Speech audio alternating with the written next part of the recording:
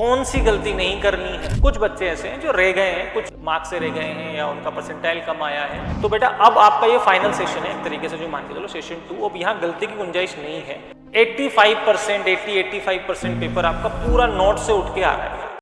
Hello dear students, hope आप बहुत अच्छे हो, अच्छी तैयारी कर रहे होंगे। लास्ट सेशन में जो भी आपने किया मेंस में, अब आपको सामने एक नया सेशन खड़ा हुआ है। 15 दिन बाद आपको उस सेशन में उतरना है। तो उस सेशन में आपको किस तरह से स्ट्रेटजी बनानी है, कौन सी गलती नहीं करनी है, या क्या क्या छोटी छोटी बातें हैं, डिटेलिंग है जो आप शायद इतना अच्छे से नहीं समझ पा रहे होंगे या इस समय आपका ब्रेन उस तरीके से वर्क नहीं कर रहा होगा, तो अनअकैडमी आपकी हेल्प करेगा, मैं आपकी हेल्प करूंगा।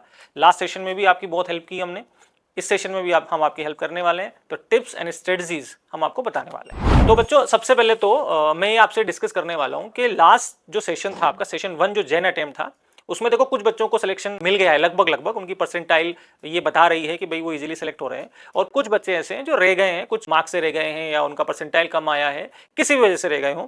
कुछ बच्चे ऐसे भी थे जिन्होंने जस्ट चेक करने के लिए ये पेपर दिए थे, अटेम्प्ट किया था। तो बेटा अब आपका ये फाइनल सेशन है एक तरीके से, जो मान के चलो सेशन 2। अब यहाँ गलती की गुंजाइश नहीं है। पहले सेशन में जो हो गया।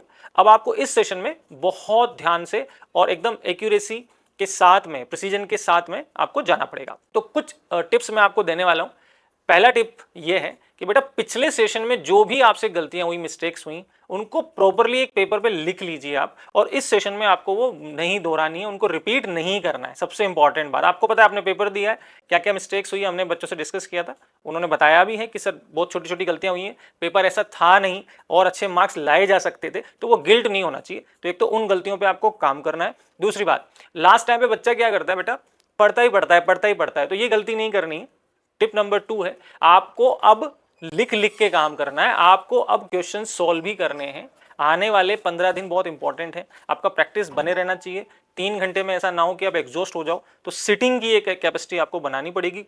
सिटिंग कैपेसिटी आपकी होनी चाहिए, 3 घंटे 4 घंटे आप बैठ के पेपर सोल्व कर सको, ये स्टेमिना आप में डेवलप हो जाना चाहिए। तो एक उस पर आपको काम करना है। तीसरा चीज, अपनी हेल्थ पे तो ऑब्वियसली आपको ध्यान देना ही है। टिप नंबर 3, अपनी हेल्थ पे बिल्कुल ध्यान देंगे। गर्मियां धीरे धीरे बढ़ेंगी, लापरवाही नहीं करनी है बेटा। 1 या 2 दिन भी अगर आप बीमार पड़ जाते हो तो ये बहुत बड़ा नुकसान आपका हो जाएगा। फोर्थ जो टिप है, स्पीड पे थोड़ा सा काम करो। कई बार आपको पेपर टफ मिल जाता है, कई बार पेपर आपको ईजी मिल जाता है ना। स्पीड पे इसलिए बोल रहा हूं मैं क्योंकि स्पीड पे काम करने से आपको कॉन्फिडेंस आएगा। रिमेनिंग जो आपके क्वेश्चंस बचे हुए हैं, आप अगर पेपर को ठीक ठाक टाइम में कर लेते हो तो रिमेनिंग जो पेपर बचा हुआ है वो आपका होल्ड रहेगा उस पर बढ़िया से। नेक्स्ट पॉइंट में फिजिक्स के बारे में थोड़ा सा डिस्कस करने वाला हूँ यहाँ पे, कि फिजिक्स की तैयारी कैसे करें। जैसे कई बच्चा पूछता है हमसे कि सर फिजिक्स को कैसे तैयार करें, लास्ट टाइम पे क्या करें। तो बेटा एक तो लास्ट सेशन के जो पेपर्स थे या उससे पहले के जो पेपर्स थे, उनको देख के हमें ये बिल्कुल आइडिया लग गया है कि 85% पेपर आपका पूरा नोट से उठ के आ रहा है बेटा, पूरा नोट से उठ के आ रहा है। अगर आपको नोट्स आते हैं, आपने नोट्स पढ़े हुए, नोट्स के एग्जाम्पल्स किए हुए हैं, तो अच्छे से किए हुए हैं, तो 80% पेपर तो आप करके आओगे, नो डाउट, उसमें कोई दिक्कत ही नहीं है। दूसरी बात, नए क्वेश्चन अटेम्प्ट करें या नहीं करें, कई बच्चों का क्वेश्चन होता है। पीवाई की तो आपको करने लास्ट 5 ईयर के, न्यू क्वेश्चन करने नहीं करने, इसके बारे में मैं आपको बताना चाहता हूँ बेटा। बहुत अननेसेसरी टफ क्वेश्चन नहीं करने हैं। आप मेंस लेवल के क्वेश्चन अटेम्प्ट कर सकते हो, लेकिन उसका एक तरीका है। आप अटेम्प्ट करोगे उसको, कोई बुक लेंगे आप, और उस बुक में ढेरों सवाल होते हैं बेटा, बहुत सारे क्वेश्चंस होते हैं, आप सारे नहीं कर पाओगे, इतना टाइम नहीं आपके पास। रैंडमली आप सेलेक्ट करो, कोई चैप्टर आपने तैयार किया, suppose you are preparing a chapter like work power energy, आप वर्क पावर एनर्जी को तैयार कर लेते हो। अब आप वर्क पावर एनर्जी के उस बुक में से क्वेश्चंस उठाएंगे और रैंडमली आप 30-35 क्वेश्चंस का एक टेस्ट अपने लिए बना लेंगे और उस टेस्ट को आप अटेम्प्ट करेंगे। याद रखें, बहुत टफ क्वेश्चंस नहीं होने चाहिए, अपने को डिमोरलाइज नहीं होना है, लास्ट टाइम पे मोरल अपना हाई रखना है।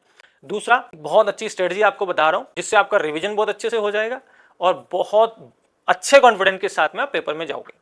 वो स्ट्रेटजी ये है बेटा, और ये मैं क्लास में बताता हूं बच्चों को, कि आपको क्या करना है। जिस चैप्टर बाय चैप्टर तैयार करनी है चीजें, तो आप 2 तरह की बुक मार्केट में आती है, PYQs की बात कर रहा हूं मैं, chapter wise and year wise questions आपको मिलेंगे। तो आप दोनों तरह की बुक लेके आएंगे। सबसे पहले आप क्या करेंगे, आपने सपोज काइनेमेटिक्स रेडी किया, काइनेमेटिक्स की आप चैप्टर वाइज वाली बुक उठाएंगे, जिसमें जो प्रीवियस ईयर क्वेश्चंस हैं आपके, जो मेंस में आए हुए हैं काइनेमेटिक्स के क्वेश्चन, वो आपको वहां दिए हुए हैं। आपको 5 to 6 ईयर के क्वेश्चंस में ही ये चीजें करनी है ना। तो अब आप काइनेमेटिक्स को थ्योरी आप तैयार कर चुके हो, अब आपको उसके क्वेश्चन अटेम्प्ट करने हैं।